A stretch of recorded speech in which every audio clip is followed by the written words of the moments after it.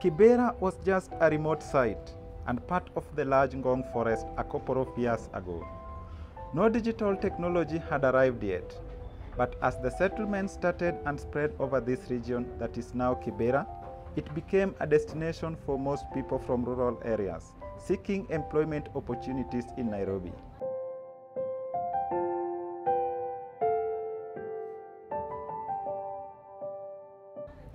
The government did not formally recognize the area, for it featured as a forest in the map.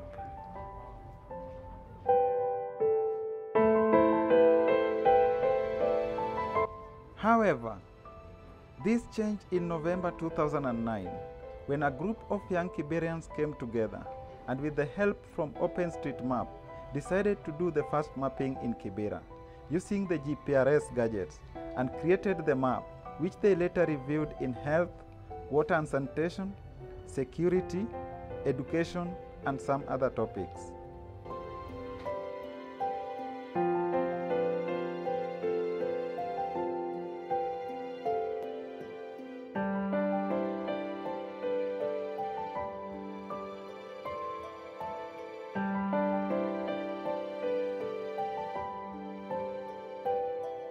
Comparing Kibera now and many years ago, the infrastructures are well developed, but comparing to the years ago, it was like a jungle. There's nothing was existing down here. It was like a forest for many people. But after mapping, we found out that Kibera is a rich place comparing to what people has in their mind.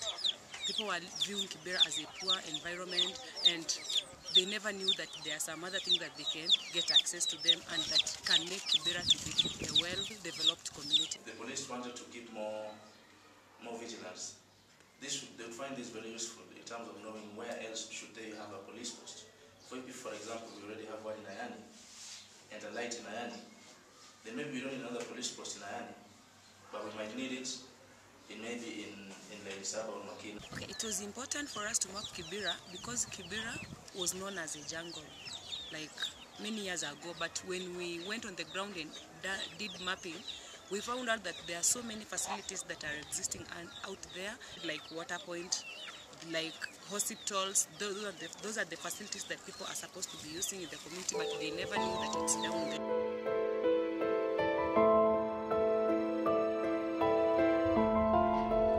More young people joined the team, and slum SMS reporting and video reporting were introduced to facilitate the smooth flow of information in Kibera, hence the Voice of Kibera and Kibera News Network.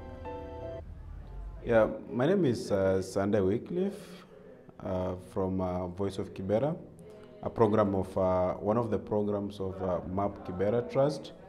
And Voice of Kibera started in 2010 with a view of updating the world of what happens in Kibera.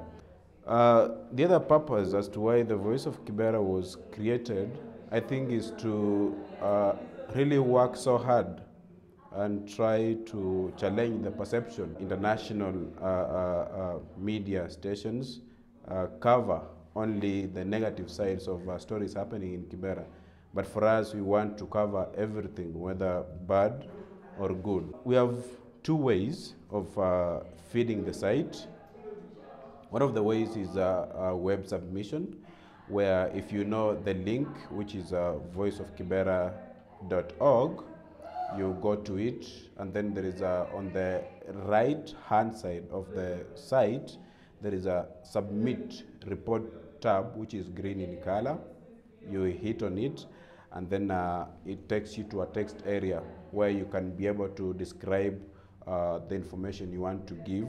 The other one is SMS reporting, where you can be able to use your mobile phone to send information to us via a number 073 and then 8 5 times and then 30, describing the information or the kind of news you are reporting about. My name is Ivy Atieno. I'm a member of Map Kibera Trust under a program Voice of Kibera. I've just sent SMS to the site using the number 073 8 5 times 30. That apart from doing news, there's also, we can be able to convey this kind of news in forms of stories, and that's why we decided to do blogging. We have a blog, blog.voiceofkibera.org. Mappers created a map. And then we have the Voice of Kibera is reporting on news through the technology, which is SMS reporting and also web submission. And then Kibera News Network is reporting on news in video form. So we use the map that Mappers created to plot these SMSs or reports to the exact locations they happened. And then we also use the videos made by Kibera News Network to report also about certain news that might need a little bit of interpretation. So we write about them and then use the videos created by Kibera News Network.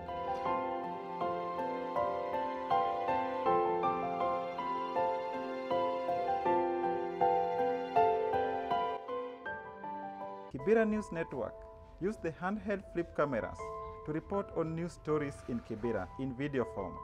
They then post them on their YouTube channel and other video sharing sites like Twitter and Facebook for the whole world to see.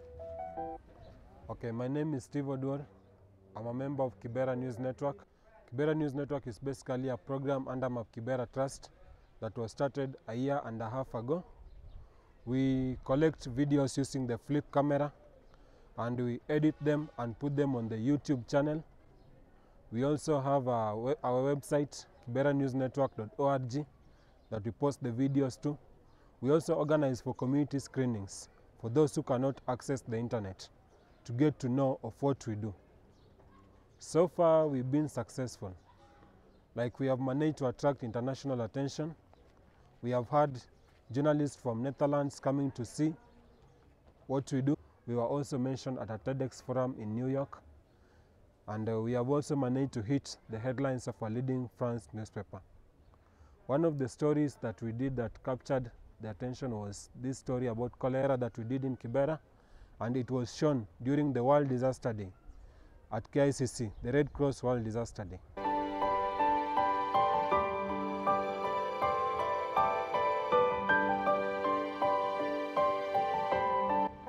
For long, the people of Kibera have lived in this wide environment. But now, the young people have come up with an idea to use digital technology to bring change in their community.